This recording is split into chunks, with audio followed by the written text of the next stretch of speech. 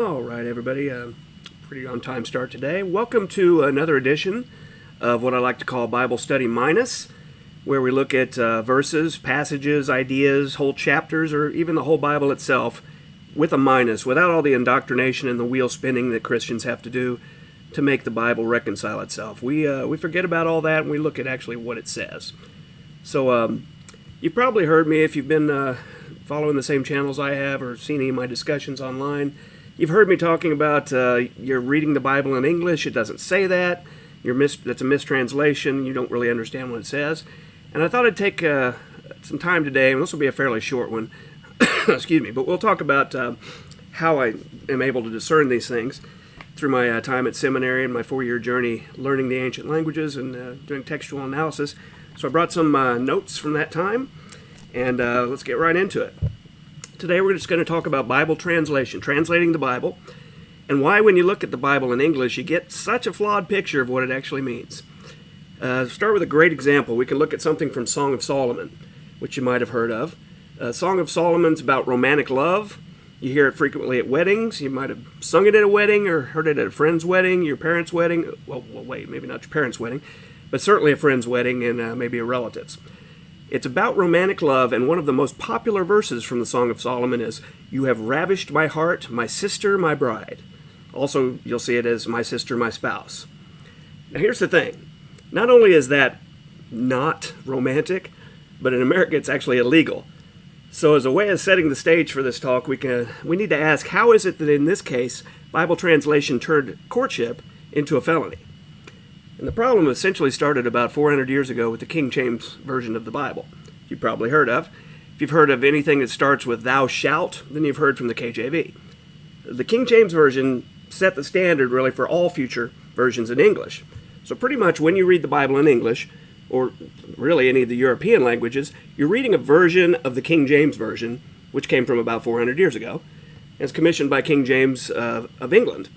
Now, he, of course, didn't do any of the translating. Being the king, he didn't do anything. He had people to take care of that. So he commissioned the KJV, which, by the way, is still in copyright, which has nothing to do with this talk. You can ignore this part. But it's still in copyright. It's in copyright in perpetuity. Is that the right word? Perpetuity, whatever. And it's owned by the Crown. So when you use the King James Version, it's because Her Highness graciously allows you to do so. So there you have it. Anyway, when you look at the Bible in English, you're reading the King James Version or a version of it, and unfortunately the King James Version is flawed in two major ways, neither of which is really their fault. The first way it's flawed is that they lived 400 years ago. Now, that wasn't their fault. I mean, they didn't even know they were living 400 years ago. They thought they were living on the cusp of modern humanity, for crying out loud. They thought, the Crusades were over, we're going places, we're doing things. But we can look at them now and we know they lived 400 years ago, and the problem is English has changed a lot in 400 years. For example, the these and the thous. Now, I'm from Oklahoma. I'm in the middle of the United States, and we don't use thee and thou at all, just like on the coast or really anywhere anymore. Now, to the extent that I hear thee and thou, what I think of is extreme formality. There's hardly a more formal phrase you can construct in English than one that begins with thee or thou. But here's the thing. 400 years ago, thee and thou were meant to be close, intimate, friendly. They used thee and thou as opposed to you. When they spoke to His Highness the King, they called the king you to indicate social distance. But when they spoke to God or indicated God speaking to us, they used thee and thou to show social closeness. So we see that English has changed a lot in the last 400 years. Another example that I like to use is a phrase like "who shall let it," which you see a lot in the King James Version. Who shall let it? But do you know what let meant 400 years ago? Let, L-E-T. You might think it meant allow. It did not. It meant to prevent. So who shall let it 400 years ago meant who shall prevent it. We still have that. If you play tennis, you serve the ball and it goes over the net, but it strikes the net. We call that a let serve because the net has blocked the ball. So English has changed. Another real common, well-known phrase Christians use a lot, John 3:16, "For God so loved the world that He gave His only begotten Son." You know the rest. Well, 400 years ago, God so loved meant God loved in this way. Nowadays, when you read God so loved, you would think it means God loves so much, like I so did my homework, or I so nailed that report. It's not what it meant 400 years ago. So the first problem we have with King James Version is that English has changed a lot in 400 years. The first problem is that even when they got it right, it no longer is. The second problem is they usually didn't get it right. Usually the King James Version got it wrong because they really weren't very good translators. That's because they didn't really understand language. Again, that wasn't their fault. They lived several hundred years before modern science, linguistics, translation theory, things like that. But they got a lot of it wrong. In particular, they use 3 wrong ways to figure out what ancient languages mean. It's helpful to look at those 3 main ways because they're not the only translators to use these 3 wrong ways. Modern Bible translations also use these 3 wrong ways to figure out what the ancient texts mean.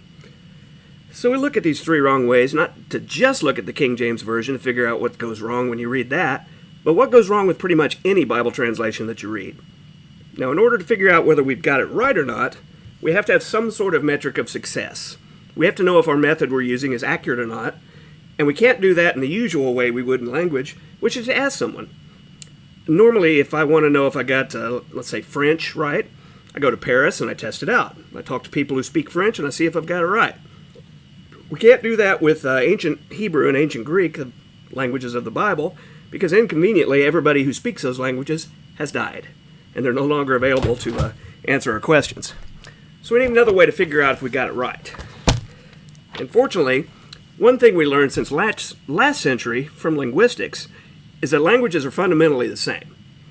That is to say, even though their details differ drastically, fundamental structure is all the same.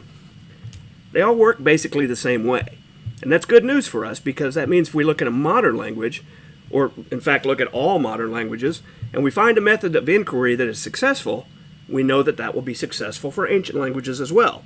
And similarly, if we look at modern languages and a method of inquiry that find it doesn't work, we can safely assume it won't work for ancient languages as well. So with that in mind, we can look at the 3 wrong ways of figuring out what the ancient text meant. The first one, probably one a lot of you use, is etymology. Some of you probably enjoy etymology, where words come from.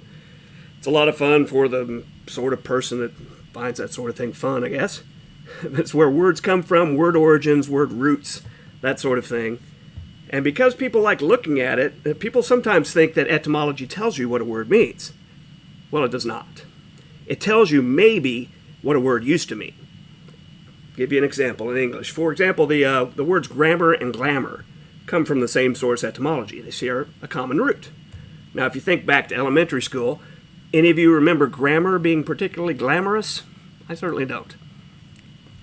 So you see that etymology really doesn't tell us what words mean.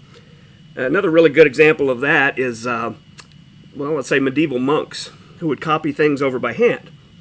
They didn't have Xerox machines, they didn't have mimeograph machines or any other way to mechanically duplicate text on a page. So they had to copy manuscripts by hand, and they didn't do it in the monastery because it was so dark. They'd go outside and they'd set up booths or tables to copy the manuscripts outside. And these became known as stationary booths or immobile booths. As more and more Europeans learned to read and write, more and more Europeans needed writing supplies. They had 2 choices. They could either make the writing supplies themselves, or they could buy them from the people who had the writing supplies.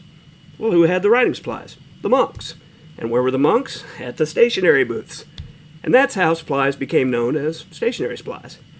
It's a true story. I think it's an interesting story, and it certainly highlights the fact that etymology does not tell us what words mean. The E and the A came later.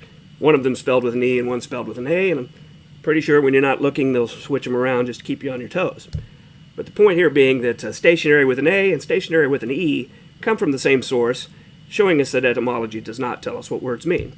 That's the first wrong way to figure out what ancient words mean. The second wrong way to figure out what the ancient words mean is what we call internal structure. Suffixes, prefixes, etc. Now this has a particularly rich meaning in Hebrew, which is why linguistic nerds like me like to analyze it so much in Hebrew. But again, we'll look at some examples in English, the modern language, and we can see why it isn't a good method of inquiry.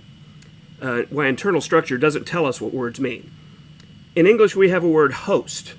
A host is someone who welcomes you, someone who's in charge. I'm your host for this talk. So if you look at the structure pattern of, say, infant and infantile, what would you think about host and hostile? You might be tempted to think that if an infant is infantile, then a host is hostile. Of course, you would be wrong. So what we see here is internal structure also doesn't tell us what the words mean. Another example could be the word patent, which by definition is non-obvious. You can't patent something that is obvious. And yet patently means obviously. So for something as seemingly obvious as adding ly to the end of the word, that still doesn't tell us what the word means. This also applies not just only to words, but also to phrases. You look at internal structure in phrases, this is one of the big traps that they warn you about early on when you're trying to do textual analysis of the ancient texts. I learned this really early in my language studies, and it's a good reason why simply using a concordance and going word by word by word doesn't really help you determine what ancient texts say. And if you don't believe me, try applying that method to a modern language like German. Go get a German newspaper, translate an article word by word with a concordance, and then ask a native German speaker how close you got. Anyway, for example, in English we have the word pick. One meaning of pick is to open surreptitiously, like pick a lock. We have a word up, which means away from gravity, and we have a word on, which means touching that which is beneath it. This will not tell you that pick up means to increase, like pick up the tempo, or that pick on means to annoy, or even that pick up on means to discern. Another really good example of that is the drive-through window,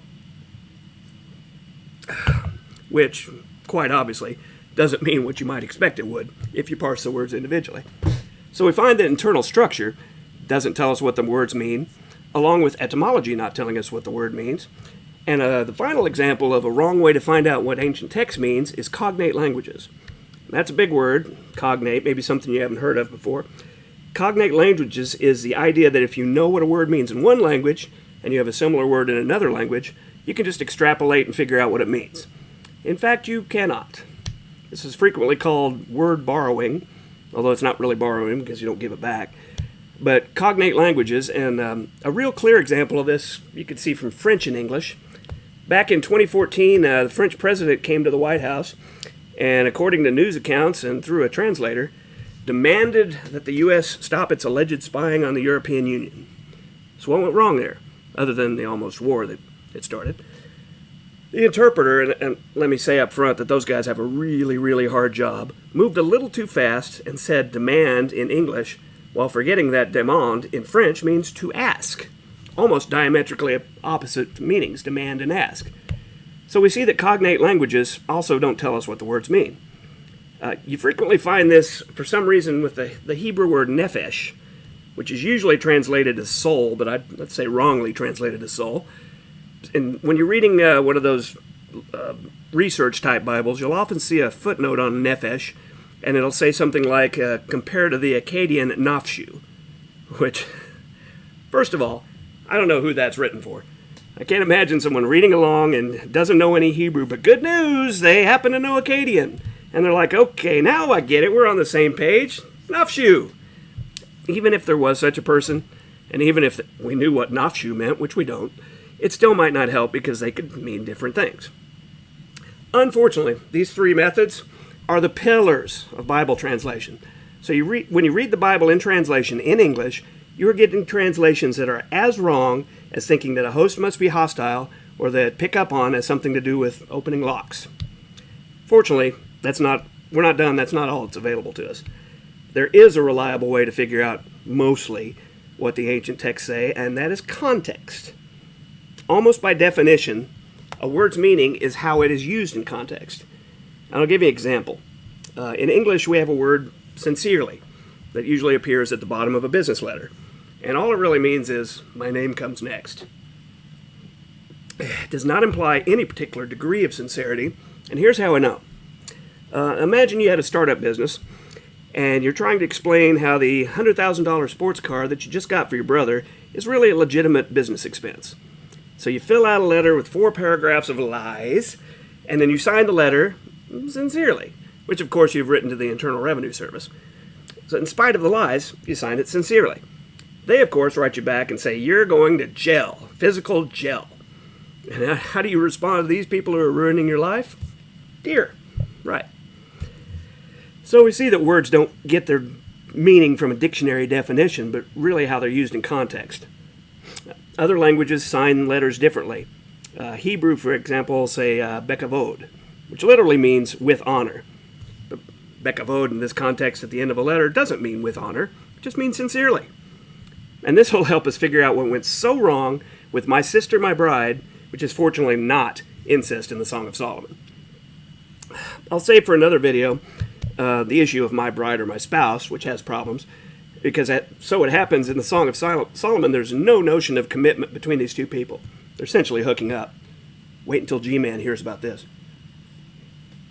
So why does it say sister?